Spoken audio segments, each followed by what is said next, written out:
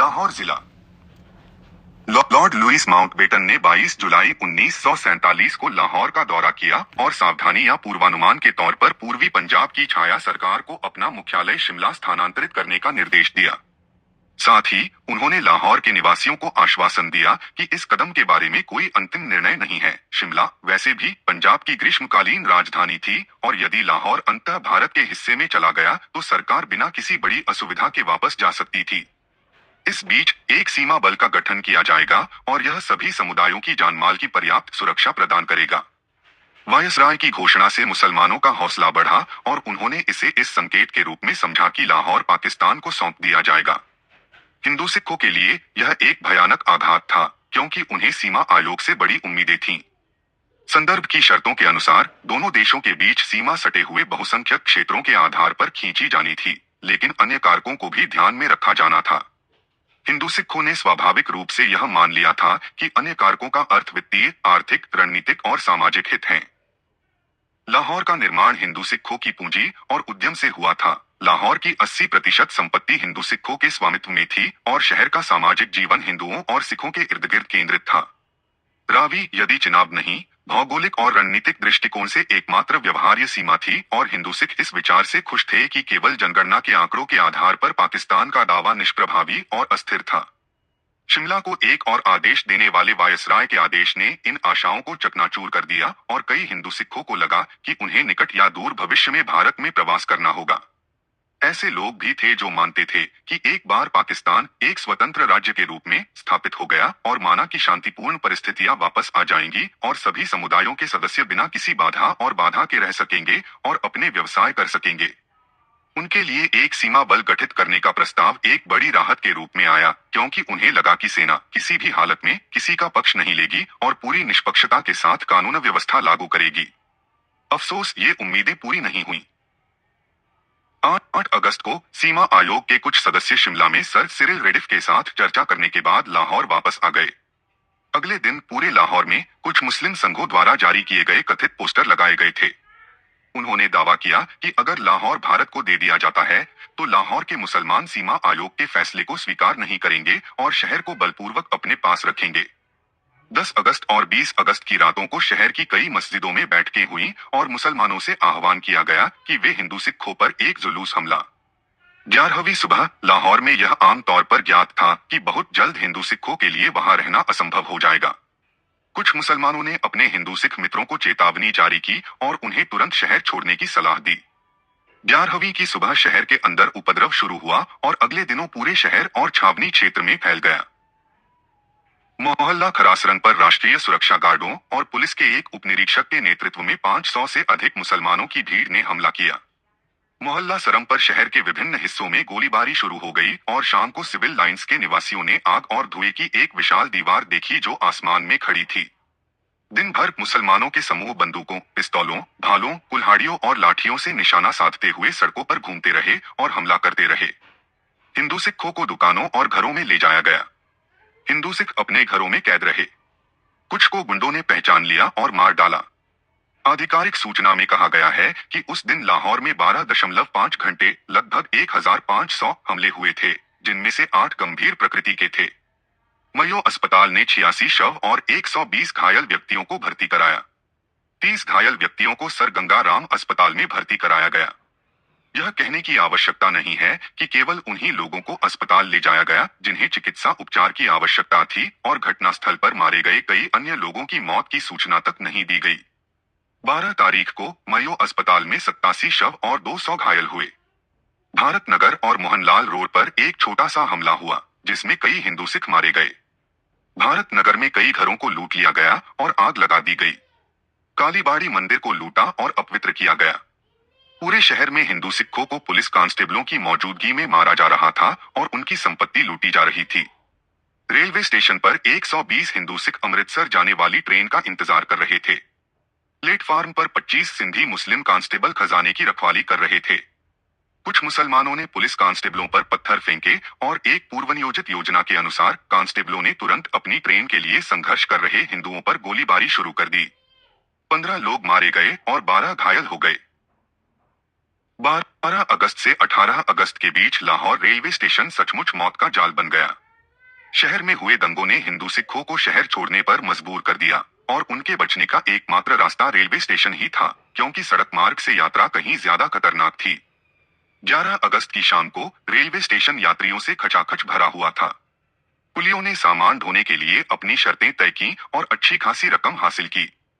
तनाव और चिंता का माहौल था और जब खबर आई कि लाहौर जा रही सिंध एक्सप्रेस पर मुसलमानों ने हमला किया है तो यात्रियों में दहशत फैल गई। इसके तुरंत बाद सिंध एक्सप्रेस आ गई और हिंदू सिख स्वयंसेवक विभिन्न डिब्बों से शवों को बाहर निकालने के लिए आगे बढ़े। उन्होंने पाया कि पुरुषों, महिलाओं और बच्चों की बेरहमी से हत्या कर दी गई थी और वे खून से लथपथ पड़े थे।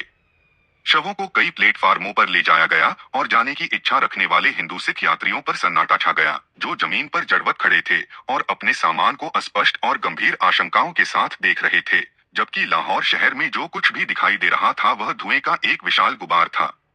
सौभाग्य से इसी समय अमृतसर से एक मुस्लिम शरणार्थी ट्रेन आ गई और मुस्लिम स्वयंसेवक मुस्लिम यात्रियों और उनके सामान को बाहर निकालने में लग गए। फ्रंटियर मेल से रवाना हुए यात्रियों पर वाहगा के पास हमला किया गया। हालांकि भलिंदा एक्सप्रेस अपने गंतव्य तक सुरक्षित पहुंच गई। अगले दिन हिंदू सिखों के लिए रेलवे स्टेशन तक पहुंचना भी असंभव हो गया। उन्हें रास्ते में पकड़ लिया गया और उनका कत्लेआम कर दिया गया। बलूच रेजिमेंट ने इस कत्लेआम में बहुत प्रमुख भूमिका निभाई। 14 और 15 अगस्त को सच्चा सौदा से आई एक शरणार्थी ट्रेन से यात्री पीने का पानी लेने के लिए बाहर आए और उनमें से 13 को गोली मार दी गई। एक हिंदू यात्री को चलती ट्रेन के डिब्बे में धकेल दिया गया और उसने खुद को बलूचियों से घिरा पाया। उसका सब कुछ लूट लिया गया, उसके कपड़े उतार दिए गए जब तक कि वह बिल्कुल नंगा नहीं हो गया। और फिर बलूचियों ने उसे लात घूंसों से मारना और गला घोंटना शुरू कर दिया। उन्होंने धीमी यातनाओं का यह खेल तब तक जारी रखा जब तक कि वह व्यक्ति बेहोश नहीं हो गया। उसके बेहोश शरीर को फिर मृत समझकर बाहर फेंक दिया गया, लेकिन वह जीवन में वापस आने के लिए संघर्ष करने में सफल रहा और अपनी अमर कहानी सुनाने के लिए जीवित रहा।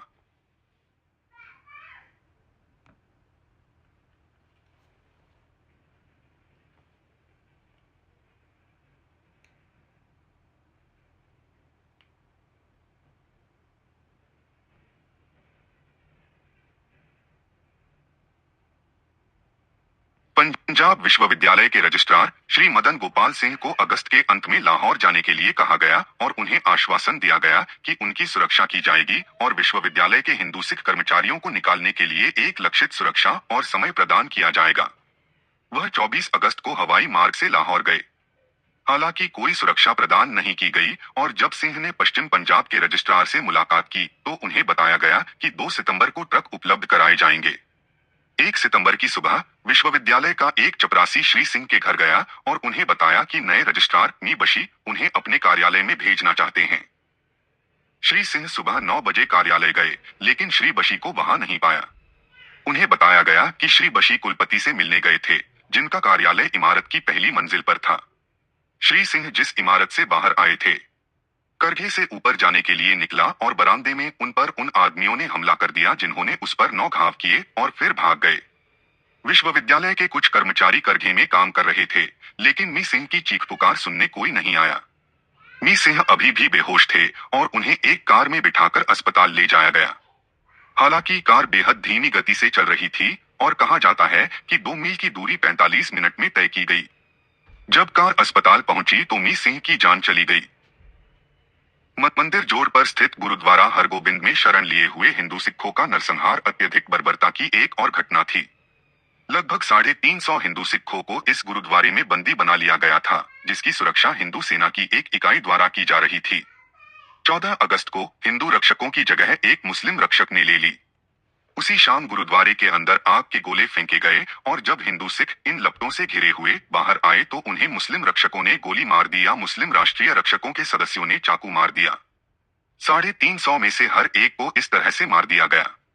हमले की सावधानी पूर्वक योजना बनाई गई थी और राष्ट्रीय रक्षकों के एक सदस्य ने एक दिन पहले अपने एक हिंदू मित्र को इसके बारे में बताया था। इस हिंदू मित्र ने अस्थायी रूप से इस्लाम धर्म अपना लिया था और बाद में उसने हमले की कहानी सुनाई। अधिकांश शवों को सैन्य ट्रकों में भरकर ले जाया गया और कुछ ही गुरुद्वारे के सामने पड़े रहे।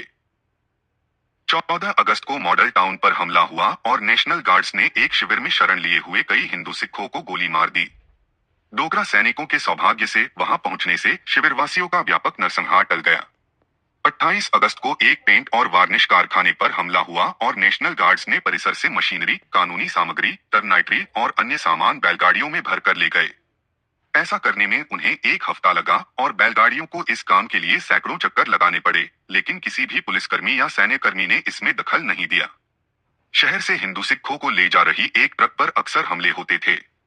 एक बार पुलिस ने एक ट्रक के टायरों पर गोलियां चलाईं ताकि उसे रोका जा सके। चालक और यात्रियों को नीचे उतरकर एक नीची जगह पर खड़े होने का आदेश दिया गया। फिर पुलिस कांस्टेबलों ने उन्हें एक एक करके गोली मारनी शुरू कर दी। 16 अगस्त को छावनी में लूटपाट और आगजनी शुरू हो गई। अग्निशमन दल को बुलाया गया, लेकिन मुसलमानों ने उसे काम नहीं करने दिया। यह उपद्रव छावनी के सभी हिस्सों में फैल गया और 21 अगस्त से 1 सितंबर के बीच पूरे छावनी क्षेत्र को लूट लिया गया और हिंदू सिख घरों पर मुसलमानों ने कब्जा कर लिया। हजारों हिंदू सिख शहर छोड़कर चले गए और डीएवी कॉलेज में स्थापित एक शिविर में शरण ली। 3000 से ज्यादा हिंदू सिख जो शहर में रहते थे, उपद्रव शुरू होने से पहले ही 10 अगस्त को 10,000 लोग बचे थे और अगस्त के अंत तक घरों में कुछ हिंदू सिख ही बचे थे और ये भी जाने के अवसर की तलाश में रो रहे थे। ग्रामीण इलाकों में भी हालात उतने ही खराब थे। हालांकि ग्रामीणों के लिए सीमावर्ती जिले से भागकर भारत भागना आसान था। यहाँ कई भीड़ के हमले हुए, जिससे जानमाल का काफी नुकसान हुआ। 20 अगस्त को पट्टोकी पर हमला हुआ और लगभग 250 हिंदू सिख मारे गए। कई हिंदू सिख दुकानें लूट ली गईं और आग लगा दी गईं। इस हमले में बलूच सेना ने भी हिस्सा लिया। कसुई में कई हिंदू सिख घरों को जला दिया गया और नष्ट कर दिया गया। 18 अगस्त को इस शहर में दंगे हुए और लगभग 90 हिंदू सिख मारे गए और कई अन्य घायल हो गए। कसूर रेलवे स्टेशन पर इंतजार कर रहे हिंदू सिखों पर हमला किया गया और उनमें से कई मारे गए। पंजाबी सरकार के संपर्क अधिकारी ने कहा, लाहौर में आपको शहर या सिविल स्टेशन में कहीं भी एक भी हिंदू या सिख घूमते हुए नहीं मिलेगा। हालांकि कुछ जगहों पर सैकड़ों लोग एक छोटे से कमरे में एक साथ रहते हैं ताकि कत्लेआम से बचा जा सके। जिले के पुलिस विभाग में कई महत्वपूर्ण अधिकारियों को चुन चुन कर बेशर्मी से मार डाला गया। श्री SP R सधवानी अगस्त में छुट्टी पर डलहौजी गए थे। वह 11 सितंबर को लाहौर पहुंचे और उन्हें अपने मुस्लिम दोस्तों और सहकर्मियों ने तुरंत वहां से चले जाने की सलाह दी। वह 12 सितंबर को अपना पदभार सौंपने के लिए अपने कार्यालय गए और उनके कार्यालय में कुछ मुसलमानों ने उन पर हमला कर दिया, उन्हें घसीटकर बाहर निकाला, उन्हें एक खंभे से बांध दिया और फिर उनके शरीर को कई टुकड़ों में काट दिया। एक ऐसे शैतानी तरीके से जो उद्योग उपनिदेशक वीर भान को भी समझ में नहीं आता। उन्होंने भारत जाने का विकल्प चुना और 9 अगस्त को लाहौर छोड़ने का निर्णय लिया। हालांकि उन्हें अपना कार्यभार स्थगित करना पड़ा क्योंकि उन्हें अपने जिले के विभाजन से संबंधित महत्वपूर्ण कार्य सौंपा गया था। जब 1 अगस्त को अशांति शुरू हुई तो लगभग 10 कांस्टेबलों का एक पुलिस बल उनके घर पर तैनात किया गया था। 14 अगस्त को लाहौर में स्थिति संकट में बदल गई। मई वीर भान ने अपने परिवार को शिमला भेजने का फैसला किया। उन्होंने अपने साथी से सामान पैक करने को कहा और खुद अपने कार्यालय गए ताकि एक ट्रक का प्रबंध कर सकें जो उनके लिए रखा गया था। घर से निकलने से पहले उन्होंने अपने आदेश से ट्रक में सामान लादने के लिए कुछ कुली लाने को कहा। ऐसा कहा जाता है कि मुस्लिम अर्दली ने हमारे कुलियों को घर में कहीं छिपा दिया था। श्री वीर भान ट्रक लेकर लौटे और अपने अर्दली से कहा कि सामान उस पर रख दिया जाए। वह ड्राइंग लूम पर खड़े होकर पढ़ रहे थे। एक इक्तेई जब उस पर अचानक हमला हुआ, 4 लोगों ने उसे खंजर से मारना शुरू कर दिया। उसकी चीखें सुनकर उसकी पत्नी दौड़ी और उसे भी चाकू मार दिया गया। श्री वीर भान लूनी से लड़खड़ाते हुए बाहर निकले और बरामदे में गिर पड़े। उनकी बेटी अपने कमरे में कपड़े पहन रही थी और जब वह बाहर आई तो उसने अपने माता पिता को खून से लथपथ देखा, जबकि मुस्लिम अर्दली और 4 हत्यारे घर से सारा सामान ले जा रहे थे। पुलिस गार्ड ने उस पर अपनी बंदूकें तान दी और उस पर उसके पिता की हत्या का आरोप लगाया। इन पुलिसकर्मियों ने श्री और श्रीमती वीर भान के बेटों की तलाशी ली और एक कलाई घड़ी और करेंसी नोट निकाल लिए, जबकि पूल गर्ल खड़ी होकर यह भयानक नाटक देख रही थी, पूरी तरह से असहाय। काफी मुश्किल से श्रीमती वीर भान को इलाज के लिए अस्पताल ले जाने की अनुमति मिली। सियालकोट जिला। सियालकोट का अतीत से कई ऐतिहासिक, धार्मिक और प्रेमपूर्ण संबंध हैं। प्रचलित किंवदंतियों के अनुसार इस शहर की स्थापना पांडवों के चाचा राजा साला ने की थी और विक्रमादित्य के काल में राजा शालिवाहन ने इसकी पुनः स्थापना की, जिन्होंने वर्तमान स्थलों पर किला और शहर का निर्माण कराया। संत और लोकप्रिय प्रेम कथाओं के नायक पूरन भगत, जिन्होंने अपनी सौतेली मां के अनाचारपूर्ण प्रस्तावों को अस्वीकार कर दिया और जिन्हें भयानक यातनाएं सहनी पड़ी, इसी शालिवाहन के पुत्र थे। दुष्ट रानी के आदेश पर जिस कुएं में उन्हें फेंका गया था वह सियालकोट से कुछ मील की दूरी पर है और अगस्त 1947 में मुसलमानों द्वारा अपवित्र किए जाने और आंशिक रूप से ध्वस्त किए जाने तक एक तीर्थस्थल हुआ करता था। यहाँ गुरु नानक को समर्पित एक सिख तीर्थस्थल है और उसके पास दरबार बावली साहिब एक ढका हुआ कुआं है जिसे बाबा नानक के एक राजपूत शिष्य ने बनवाया था। दोनों ही स्थानों का सिख समुदाय में बहुत सम्मान है। मुगल काल में सियालकोट एक राजकोषीय जिले का मुख्यालय बन गया था और आज तक बना हुआ है। बादशाह जहांगीर कश्मीर जाते समय इस जिले से गुजरे थे और उन्होंने अपनी डायरी में लिखा है कि उन्हें यहाँ का वातावरण बहुत अच्छा लगा। हाल के वर्षों में 1932 से 33 के अहरार आंदोलन के दौरान इस जिले ने कुछ हद तक कुख्याति प्राप्त की जब कश्मीर जाने वाले अहरारों के समूहों ने जिले पर आक्रमण किया। सियालकोट शहर खेल के सामान के प्रसिद्ध निर्माता उबेरॉय फर्म से जुड़ा है और खेल के सामान, शल्य चिकित्सा और वैज्ञानिक उपकरणों का व्यापार करने वाली कई अन्य छोटी बड़ी फर्मों से भी जुड़ा है और हाल ही में स्थापित कई रबर कारखानों ने इसे व्यावसायिक जगत में काफी महत्व दिया। यह एक समृद्ध व्यापार केंद्र और कृषि उपज का एक महत्वपूर्ण भंडार था। शहर के पास स्थित एक विशाल छावनी ने इसके महत्व को और बढ़ा दिया।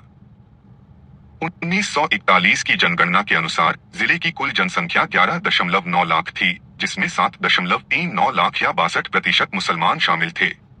यह काल्पनिक विभाजन के दिनों में सीमावर्ती जिलों में से एक बन गया। रेडक्लिफ पंचाट के परिणामस्वरूप इसमें शकरगढ़ तहसील को शामिल करके इसे और बढ़ाया गया, जो मूल रूप से गुरदासपुर जिले का एक हिस्सा थी। रावी नदी तब इसकी पूर्वी सीमा के पास स्थित थी। इस परिस्थिति ने हिंदू सिख शरणार्थियों की कठिनाइयों और कष्टों को और बढ़ा दिया। ये शरणार्थी मुस्लिम लुटेरों के गिरोहों से बचने के लिए पूर्व की ओर भाग रहे थे। ये लुटेरे अगस्त और सितंबर 1947 के महीनों में ग्रामीण इलाकों में हत्या, लूटपाट और आगजनी करते हुए घूमते रहे। जिले में हिंदू मुस्लिम संबंध हमेशा सौहार्दपूर्ण रहे थे और सांप्रदायिक दंगों से कभी प्रभावित नहीं हुए।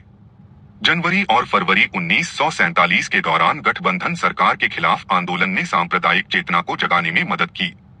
मार्च की शुरुआत में सियालकोई शहर में एक घटना घटी जिसके कारण 1 दर्जन हिंदू सिखों की पत्थरबाजी हुई। स्थिति पर तुरंत नियंत्रण कर लिया गया और आगे कोई उपद्रव नहीं हुआ। 2 जुलाई तक जब किसी ने मुख्य बाजारों में से एक में बम फेंका, अचानक हालांकि थोड़े समय के लिए भड़की आग भड़क उठी और 3 हिंदू सिखों को चाकू मार दिया गया।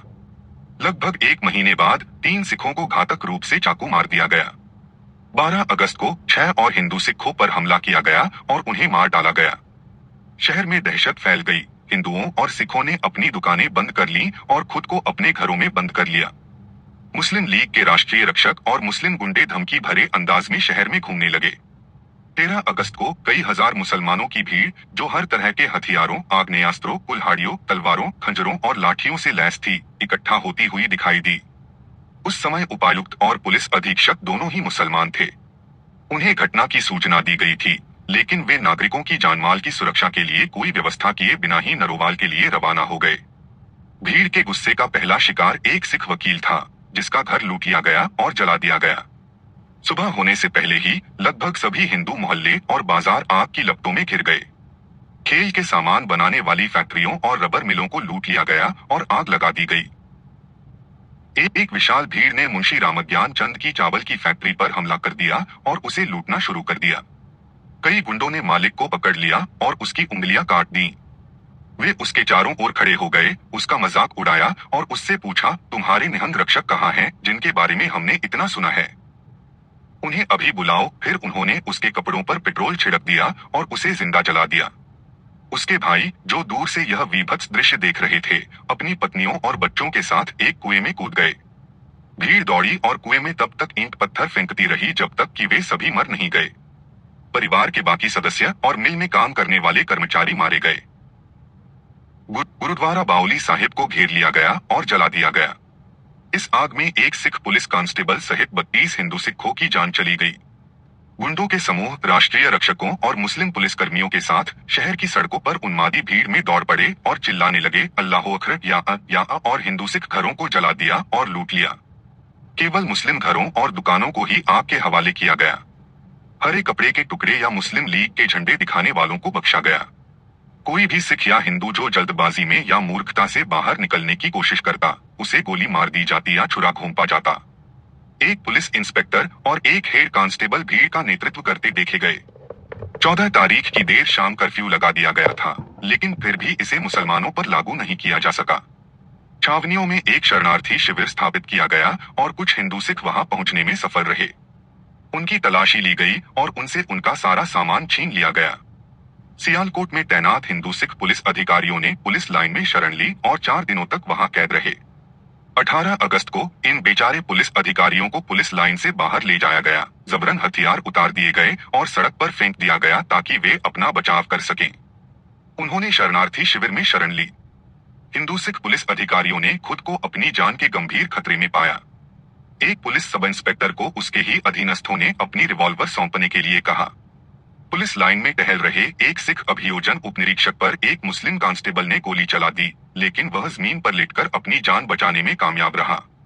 हिंदू सिख पुलिस अधिकारियों ने एक निजी बंगले में शरण ली, जहां वे शरणार्थी शिविर में जाने से पहले 2 रातें रहे। वजीराबाद से 14 अगस्त को सियालकोट पहुंची एक ट्रेन में 50 हिंदू सिख पुरुषों, महिलाओं और बच्चों के शव पाए गए। छोटे शिशुओं का कत्ल कर दिया गया था और उनमें से 2 अपनी माताओं से लिपटे हुए पाए गए थे, जिनके शरीर पर गहरे घाव थे और वे पूरी तरह से खून से लथपथ थे। इस ट्रेन को निजामाबाद में एक मुस्लिम ड्राइवर ने रोका था, जिसने रेलवे लाइन के पास एक भीड़ को इंतजार करते देखा था। ट्रेन पर हमला किया गया और हिंदू सिख यात्रियों की बेरहमी से हत्या कर दी गई। एक मजिस्ट्रेट की निगरानी में शवों को डिब्बों से निकाला गया और ट्रेन में सियालकोट के हिंदू सिख लोग भर दिए गए जो जम्मू जाना चाहते थे। ट्रेन सियालकोट से 3 मील दूर दालोवाली के पास पटरी से उतर गई और 4-5 हजार मुसलमानों की भीड़ आती हुई दिखाई दी। सैन्य अनुरक्षकों ने भीड़ पर गोलियां चलाईं और उन्हें कुछ देर तक रोके रखा। सौभाग्य से पास के सैन्य बैरकों में रहने वाले सिख सैनिकों का एक दल दौड़कर आया और एक भीषण नरसंहार को टाल दिया। 2-3 दिन बाद हिंदू सिख यात्रियों को ले जा रही एक और ट्रेन उसी जगह पटरी से उतर गई। मुस्लिम भीड़ को फिर से खदेड़ दिया गया, जैसा कि पिछली बार हुआ था, और ट्रेन को वापस सियालकोट ले जाया गया। कर्फ्यू के आदेशों के कारण यात्री स्टेशन छोड़कर घर नहीं जा सके। उन्हें कई घंटों तक एक उग्र मुस्लिम भीड़ से घिरे हुए प्लेटफॉर्म पर ही रहना पड़ा, जबकि एक प्रमुख वकील जिला मजिस्ट्रेट से उनके घर जाने की अनुमति लेने का प्रयास कर रहे थे। अंततः उन्हें पूरन नगर स्थित एक निजी शिविर में ले जाया गया। 16 अगस्त से 20 अगस्त तक स्थिति में उल्लेखनीय सुधार देखा गया। इसके बाद पश्चिमी पंजाब सरकार के एक मंत्री ने सियालकोट का दौरा किया और बंद दरवाजों के पीछे मुस्लिम लीग के नेताओं के साथ एक गुप्त बैठक की, जबकि जिला मजिस्ट्रेट और पुलिस अधीक्षक बाहर इंतजार कर रहे थे। मंत्री के सियालकोट से चले जाने के बाद और भी ज्यादा उग्रता के साथ दंगे फिर से शुरू हो गए। आम धारणा यह थी कि जिला मजिस्ट्रेट इस नरसंहार को रोकने के लिए पूरी तरह से उत्सुक थे, लेकिन पुलिस ने खुलेआम उनके अधिकार का उल्लंघन किया और वे पूरी तरह से असहाय महसूस कर रहे थे। उन्होंने स्थानीय मुस्लिम लीग के सचिव और अध्यक्ष को सिटी पुलिस स्टेशन में एक बैठक के लिए बुलाया और उन्हें बताया कि उनका नेतृत्व विफल हो गया है, क्योंकि वे अपने अनुयायियों को प्रभावित करने और शहर में दंगों को रोकने में असमर्थ रहे हैं। पदाधिकारियों ने इस टिप्पणी पर नाराजगी जताई और गुस्से में बैठक छोड़ दी। 3 दिन बाद जिला मजिस्ट्रेट का लाहौर तबादला कर दिया गया। 20 अगस्त को सुबह 9 बजे एक शरणार्थी ट्रेन सियालकोट से जम्मू के लिए रवाना होने वाली थी। ट्रेन हिंदू सिख यात्रियों से भरी हुई थी और उसके साथ एक हिंदू सिख अनुरक्षक भी था। इंजन चालक ने तब तक गाड़ी चलाने से इनकार कर दिया जब तक अनुरक्षक के कर्मचारियों को नहीं बदला गया और मुस्लिम पुलिस और सेना को ट्रेन के साथ नहीं भेजा गया। जिला मजिस्ट्रेट को एक रिपोर्ट दी गई, जिन्होंने इंजन चालक को गिरफ्तार करने का आदेश दिया। वह व्यक्ति अड़ा हुआ था और उसे मुस्लिम नेशनल गार्ड्स का समर्थन प्राप्त था, जिन्होंने खुलेआम घोषणा की थी कि अगर वह हिंदू सिख एस्कॉर्ट के साथ गया तो वे उसकी हत्या कर देंगे। यह ट्रेन नहीं चली और यात्रियों को शरणार्थी शिविर वापस लौटना पड़ा। ओबेरॉय फर्म के मालिक ने अपने कई हिंदू सिख कर्मचारियों की हत्या होते देखी, कुछ भाग गए, वह खुद भी भाग निकला और जम्मू पहुंच गया। कुछ दिनों बाद जब वह लौटा तो उसने पाया कि स्थानीय अधिकारियों ने पुलिस और नेशनल गार्ड्स की मदद से उसकी फैक्ट्री पर कब्जा कर लिया था। फैक्ट्री में पड़ा उसका स्टॉक और उसके घर से कालीन, फर्नीचर और आभूषण सहित उसका निजी सामान बड़ी मात्रा में ट्रकों में भरकर ले जाया गया। एक नकली निदेशालय स्थापित किया गया और फर्म के बैंक खाते से पैसे निकालने का प्रयास किया गया। एक हिंदू वकील कुछ सामान लेकर तांगे में अपने घर से निकला और जम्मू की ओर चल पड़ा। उसे नेशनल गार्ड्स ने रोक लिया और उसका सारा सामान छीन लिया। शांति बहाल होने के बाद वह सियालकोट लौट आए, लेकिन न तो अपना पुस्तकालय और न ही अपनी निजी संपत्ति का कोई अन्य हिस्सा हटा पाए। इस दंगे के दौरान हजारों हिंदू सिख मारे गए और उनकी सारी संपत्ति चली गई। कई लड़कियों का अपहरण कर लिया गया और उनका अपमान किया गया। ग्रामीण इलाकों में दंगे लगभग एक साथ शुरू हो गए।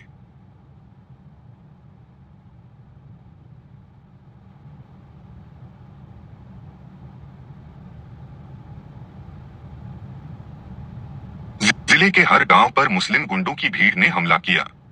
कई मामलों में भीड़ का नेतृत्व मुस्लिम लीग के राष्ट्रीय रक्षकों के सदस्यों या पुलिस अधिकारियों ने किया।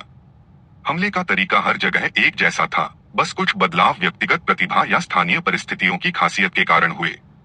कुछ मामलों में स्थानीय मुसलमानों ने हिंदू सिख निवासियों को सुरक्षा और संरक्षण का वादा किया और कुरान की कसम खाई कि उन्हें कोई नुकसान नहीं होगा, लेकिन जब गांव पर पड़ोसी गांवों के लोगों ने हमला किया तो ये वादे भुला दिए गए और स्थानीय मुसलमान लुटेरों के साथ मिलकर अपने सहग्रामियों को लूटने और उनकी हत्या करने लगे।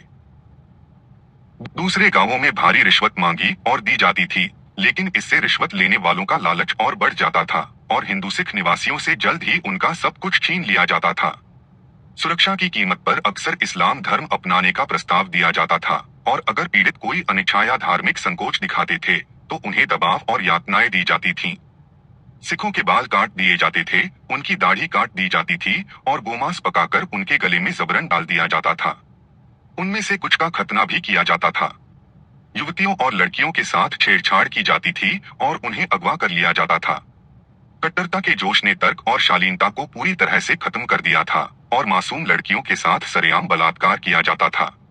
एक गांव में एक लड़की के रिश्तेदारों को एक घेरे में खड़ा करके कई पुरुषों द्वारा लगातार उसका बलात्कार किया जाता था। ऐसे भयानक दृश्यों से भाग रहे हिंदू सिखों के समूहों पर हमला किया जाता था और उनकी हत्या कर दी जाती थी। इन दलों के साथ सशस्त्र अनुरक्षकों के होने पर भी इन कष्टों से कोई राहत नहीं मिली। वास्तव में रक्षक लूट में हिस्सा लेने से पीछे नहीं हटे।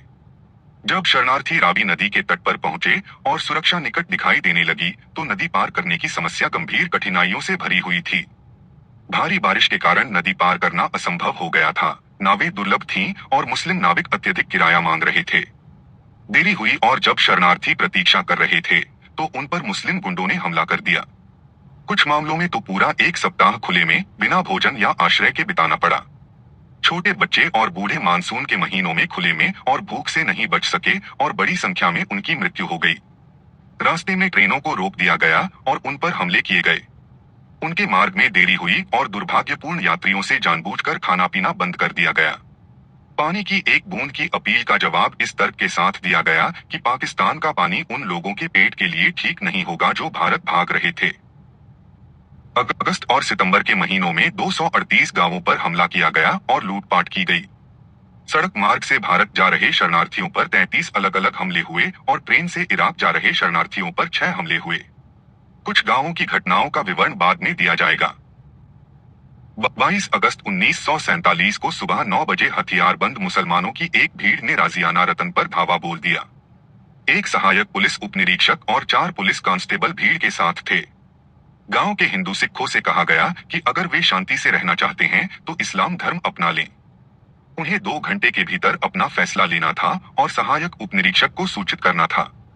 वे एक हवेली में मिले और मेलर पर चर्चा की और धर्म परिवर्तन न करने का फैसला किया। इस समय हो रही मूसलाधार बारिश ने मुसलमानों को घरों में शरण लेने पर मजबूर कर दिया। हिंदू सिख भागकर गांव के पास के खेतों में छिप गए। बारिश रुकते ही मुसलमान बाहर निकले और खाली घरों को लूट लिया। फिर वे हिंदू सिखों को घेरने के लिए खेतों में गए। उनमें से 10 मारे गए, लेकिन बाकी जम्मू भागने में सफल रहे। 23 अगस्त को गोल गांव के हिंदू सिखों ने पड़ोसी गांवों पर हमलों की लगातार अफवाहें सुनकर अपने घर छोड़ने का फैसला किया। दोपहर के समय उनमें से एक बड़ा समूह वहां से निकला, लेकिन वे कुछ ही दूर गए थे कि उनका सामना हथियारबंद मुसलमानों की एक भीड़ से हुआ, जिसके साथ कुछ पुलिसकर्मी और सैनिक भी थे। वे गांव वापस भागे और चौधरी रघबीर सिंह जैलदार के घर में शरण ली। जैलदार ने अपनी बंदूक ली और छत पर चढ़ गए। घर को मुसलमानों ने घेर लिया और जैलदार को गोली मार दी गई। कुछ गुंडे छत पर चढ़ गए, छत में छेद कर दिया और अंदर कई बम गिरा दिए। कई लोग मारे गए और घायल हुए। कुछ लोग दरवाजा खोलकर बाहर भाग गए। इन पर भी हमला किया गया। कुछ लोग अंधेरा होने पर खेतों में छिप गए और फिर वे रावी नदी तक पैदल गए और उन्हें पार ले जाया गया। 17 अगस्त को 32 गांवों से 5000 हिंदू सिख लोग दास का कैंप गए और वहां एक पखवाड़े तक रहने के बाद पाकिस्तानी सेना के साथ डेरा बाबा नानक के लिए रवाना हुए। काफिला अलीपुर सैदान रेलवे स्टेशन पहुंचा और रात के लिए वहीं रुका। 200 मुसलमानों की एक भीड़ आग्नेयास्त्रों, भालों और तलवारों से लैस पिछले दिन अलीपुर सैदान आई थी और स्थानीय मुसलमानों ने उनका स्वागत किया था। उन्होंने स्टेशन पर डेरा डाले हिंदू सिखों पर हमला करने की योजना बनाई थी। जब सुबह काफिला रवाना हुआ तो मुस्लिम भीड़ ने उस पर हमला कर दिया। सैन्य अनुरक्षक भीड़ में शामिल हो गए और हमला 2.5 घंटे तक जारी रहा। 800 हिंदू सिख मारे गए और 70 घायल हुए। कई लड़कियों का अपहरण कर लिया गया। कई हजार रुपए की संपत्ति लूट ली गई। सियालकोट से एक ट्रेन के आने से 2000 बचे हुए लोग अलीपुर सैयदना से निकल सके। बाकी लोगों को ट्रेन में जगह न होने के कारण पीछे छोड़ना पड़ा। इन्हें कुछ हिंदू सैनिकों ने बचाया जो अगले दिन पहुंचे और उन्हें डेरा बाबा नानक ले गए। मैदाना 18 सितंबर तक शांतिपूर्ण रहा। हालांकि काफी दहशत और तनाव का माहौल था क्योंकि आस पड़ोस के कई गांवों पर मुस्लिम भीड़ द्वारा हमला किया जा रहा था। 18 सितंबर को बड़ियाना से 1 मील दूर जज्जर गांव पर हमला हुआ। इलाका के जैलदार ने एक मुस्लिम चौकीदार को साथ लिया और मुस्लिम भीड़ को बड़ियाना को छोड़ देने के लिए मनाने की कोशिश की। जैलदार पर हमला किया गया और उसे पीटा गया। अगले दिन आसपास के गांवों के हिंदू सिख इकट्ठा हुए और मुसलमानों से मिलने के लिए निकल पड़े। इसके बाद हुई झड़प में दोनों पक्षों को नुकसान हुआ। 24 सितंबर को मुसलमानों की एक विशाल भीड़ ने बड़ियाना के पास स्थित फतेहपुर गांव पर हमला कर दिया। इस भीड़ का नेतृत्व एक पुलिस उपनिरीक्षक और राइफलों से लैस 4 कांस्टेबल कर रहे थे। फतेहपुर के सिख निवासियों ने विरोध किया और भीड़ वापस चली गई। इसके बाद बड़ियाना के हिंदू सिख अपना गांव छोड़कर पसरूर चले गए। पसरूर शिविर में शरणार्थियों पर हमला किया गया और उनमें से 15 मुस्लिम सैनिकों ने मार डाले। शरणार्थी पसरूर से डेरा बाबा नानक के लिए रवाना हुए और रास्ते में नारोवाल के पास उन पर फिर से हमला हुआ। सौभाग्य से हिंदू सैनिकों का एक दल वहां पहुंच गया और हमलावरों को तितर-बितर कर दिया। जस्सर में हिंदू सिखों पर फिर से हमला हुआ। अंततः वे भारतीय क्षेत्र के रामदास पहुंचे, जहां लगातार हमलों से उनकी संख्या काफी कम हो गई। नारोवाल से 6 मील दूर धवड़ गांव पर 2 सितंबर को सुबह 9 बजे एक मुस्लिम भीड़ ने हमला किया। मुसलमान आग्नेयास्त्रों, तलवारों, खंजरों और भालों से लैस थे और उनके साथ एक पुलिस उपनिरीक्षक भी था। गांव के हिंदू सिखों को घेर लिया गया और उन्हें बताया गया कि उन्हें मार दिया जाएगा। उन्हें अपनी नकदी और गहने सौंपने के लिए मजबूर किया गया। फिर उन्हें 2 मील दूर रावी नदी के तट पर लाया गया और वहां छोड़ दिया गया। कुछ ही देर बाद उसी भीड़ ने उन पर फिर से हमला किया और उनकी सारी संपत्ति लूट ली। लगभग 18 लड़कियों का अपहरण किया गया और महिलाओं के कपड़े उतारकर उनकी तलाशी ली गई। बची हुई लड़कियों ने 2 मुस्लिम नाविकों के साथ मिलकर उन्हें नदी पार कराने का प्रबंध किया। जब वे बीच धारा में थीं, तो नाविकों ने धमकी दी कि अगर उन्हें 500 रुपए और एक सोने की अंगूठी नहीं दी गई तो वे नावों को पलट देंगे। पैसे दिए गए और नावों को पार करा दिया गया। 4 सितंबर को कुछ मुस्लिम राष्ट्रीय रक्षक दल रूपोचक में नंदलाई नामक व्यक्ति के घर में घुस गए और उसे गोली मार दी। फिर घर में तोड़फोड़ और लूटपाट की गई। इस मामले की सूचना मुस्लिम जैलदार को दी गई और उसने वादा किया कि अगर उसे 3000 रुपए दिए जाए तो वह ऐसी घटनाओं की पुनरावृत्ति रोकने में अपना प्रभाव डालेगा। पैसे दे दिए गए, लेकिन 15 सितंबर को एक साहूकार छंगामाई और उसके परिवार के सदस्यों की मुसलमानों ने रात में हत्या कर दी।